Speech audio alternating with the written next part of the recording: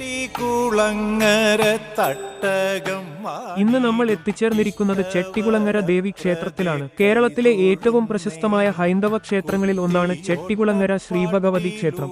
ഇന്ത്യയിലെ കേരളത്തിലെ ആലപ്പുഴ ജില്ലയിലെ മാവേലിക്കര താലൂക്കിലെ ചെട്ടികുളങ്ങരയിലാണ് പ്രധാന പ്രതിഷ്ഠയായ ശ്രീ ഭദ്രകാളി ക്ഷേത്രം സ്ഥിതി ചെയ്യുന്നത്.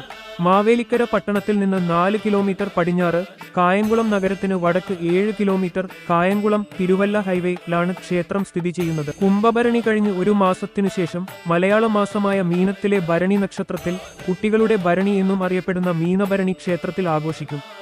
കുട്ടികളുടെ കെട്ടുകാഴ്ചയും ഘോഷയാത്രയായി ക്ഷേത്രത്തിലേക്ക് എത്തിച്ചേരും. കരവിരുതിൽ വിരിഞ്ഞ വിസ്മയക്കാഴ്ചകളുമായി കുട്ടികളും യുവജനങ്ങളും ചെട്ടികുളങ്ങര ദേവീ സന്നിധിയിൽ എത്തിച്ചേർന്നു. ആവേശവും ആഹ്ലാദവും വാനോളം ഉയർന്നപ്പോൾ മീനഭരണി ഉത്സവത്തിനു വർണ്ണവിസ്മയങ്ങളുടെ ദൃശ്യചാരുത. ഓണാട്ടുകരയുടെ വിവിധ ഭാഗങ്ങളിൽ നിന്നും എത്തിച്ച മീനഭരണി കെട്ടുകാഴ്ചകൾ കാണാനുള്ള ഭക്തരുടെ ആവേശം തിരക്ക് വർദ്ധിപ്പിച്ചു.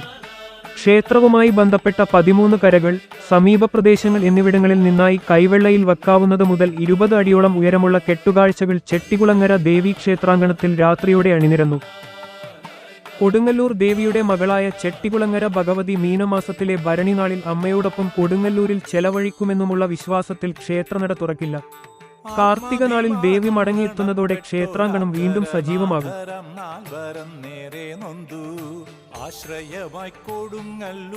കൊടുങ്ങല്ലൂർക്ക് യാത്ര ആകും മുൻപ് മേൽശാന്തിയോടുള്ള അമ്മയുടെ യാത്ര ചോദിപ്പ് എന്നും ഹൃദയത്തിൽ തട്ടുന്നതാണ്.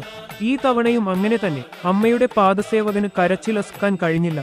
കണ്ടുകൊണ്ടിരിക്കുന്നവരും അറിയാതെ കരഞ്ഞുപോയ നിമിഷം. മക്കളെ കണ്ണീരിലാഴ്ത്തി തമ്പുരാട്ടിയമ്മ ഭരണി കൂടാനായി കൊടുങ്ങല്ലൂർ അമ്മയുടെ അടുത്തേക്ക് യാത്രയായി. ഒരു ദിവസത്തേക്കാണെങ്കിലും ഈ വേർപാട് താങ്ങാനാവില്ല മക്കൾക്ക്. ആലില ചില്ല ഒടിയുന്നതും കാത്തു മകൾ ഇരിപ്പു.